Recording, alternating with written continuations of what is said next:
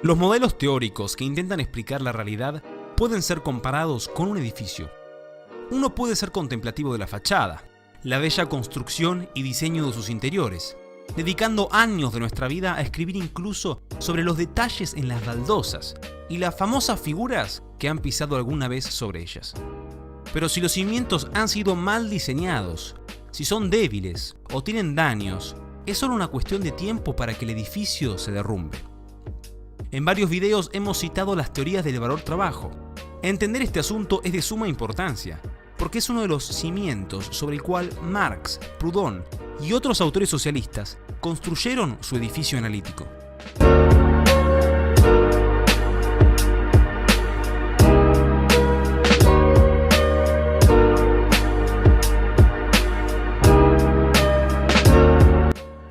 Durante el siglo XVIII y XIX existía bastante intriga y confusión sobre qué era el valor, los precios, los costes y cómo estos se relacionan entre sí.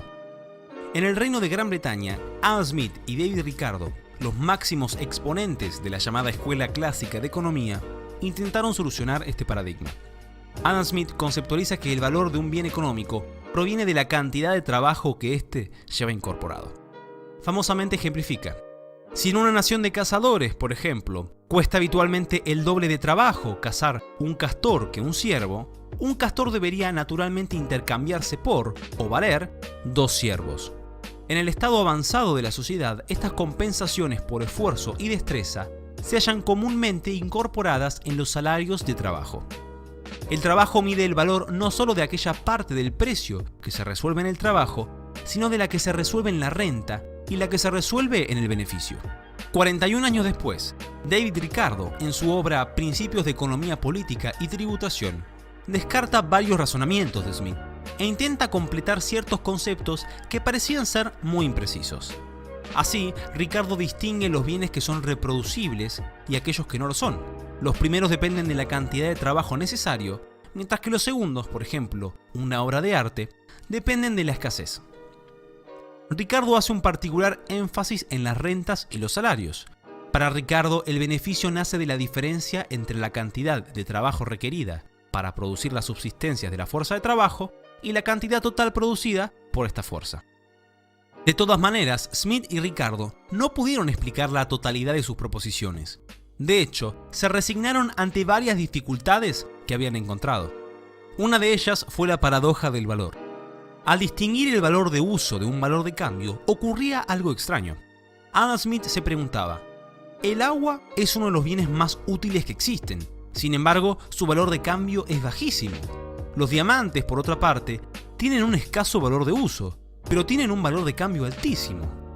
Esto a Smith le daba dolores de cabeza. Luego de la obra de Ricardo nació de esta un numeroso grupo de pensadores anticapitalistas que se los suele llamar socialistas ricardianos. Figuras como Thomas Hodgkin y William Thomson son los primeros en desarrollar las teorías de la explotación, conceptos que eran deducibles o directamente implícitos en la obra de Smith y Ricardo.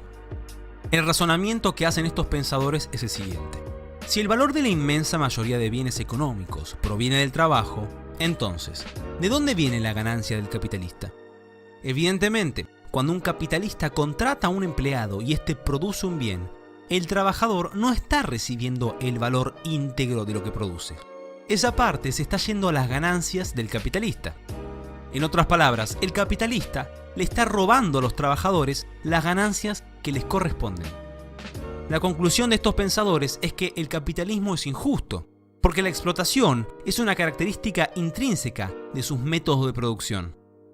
Por esta razón, expropiar a los capitalistas y buscar métodos alternativos de producción podría llegar a ser una buena idea. Pierre-Joseph Proudhon propone todo un sistema político en base a esta idea. Johann Karl Rodbertus intenta formalizar una teoría de la explotación. Y finalmente llegamos a Karl Marx. Marx, como economista, es la mera continuación de esta línea que comienza con Smith y Ricardo. En la primera oración del tomo 1 del Capital, Marx comienza afirmando que la sociedad capitalista puede verse como un inmenso arsenal de mercancías y que nuestra investigación arranca en el análisis de la mercancía.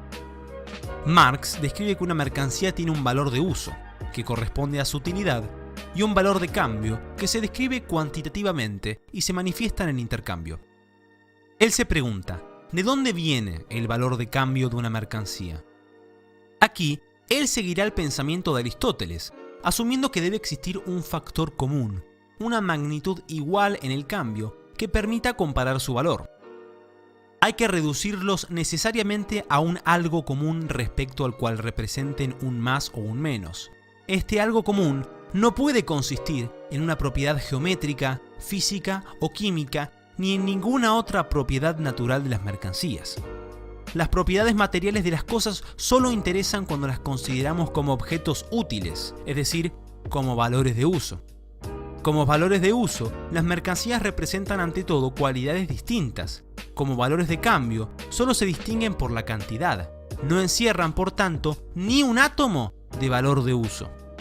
Ahora bien, si prescindimos del valor de uso de las mercancías, estas solo conservan una cualidad, la de ser productos del trabajo. Para que su distinción tenga sentido, Marx descarta al uso y considera al trabajo como el factor que universaliza el valor de una mercancía. Una pregunta que surge es, si una mercancía tiene un alto valor de cambio y la queremos cambiar por varias de un valor de cambio menor, ¿cómo se mide este valor de cambio? Para Marx deberá medirse por la cantidad de trabajo, pero ese trabajo es el trabajo socialmente necesario y depende de los promedios del contexto productivo y tecnológico de cada sociedad. El filósofo alemán explicará que la explotación está en la esencia del capitalismo, que es inherente a su estructura de producción, y será detallista de cómo los capitalistas se apropian de la plusvalía que le corresponde a los trabajadores.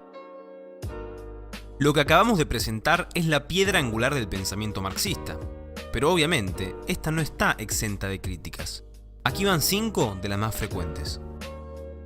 1. La supuesta igualdad en el cambio.